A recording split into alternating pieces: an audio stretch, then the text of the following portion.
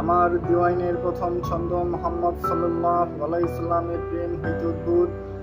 তাহার ছন্দের প্রেমের সূর্য আমার বুকে আগুন জ্বালাইয়া দিয়াছে। প্রত্যেক শব্দের তলে আমার প্রাণ দগ্ধকারী প্রদন লুকায়িত আছে। প্রত্যেকটি অক্ষরের নিচে সুপ্ত আগুন নিহিত আছে। প্রতি গজল অগ্নিকুণ্ড, প্রতি ছন্দ অগ্নিস্ফুলিঙ্গ। আমার ছন্দের প্রতিটি ছত্র প্রজ্বলিত অগ্নিসম। হে আমার প্রেমের রাজ্যের বাদশাহ, পাগলামি আমার স্বভাব। তোমার গলির ধুলোই আমার সিংহাসন, তোমার গলি আমার প্রাসাদ। আমার বুকের সর্বত্র তোমার প্রেমের ফুলের আঘাতে জর্জিত হইয়া আছে। আমার ধ্বংসপ্রাপ্ত প্রাণ পুষ্পদানে পরিণত হইয়াছে।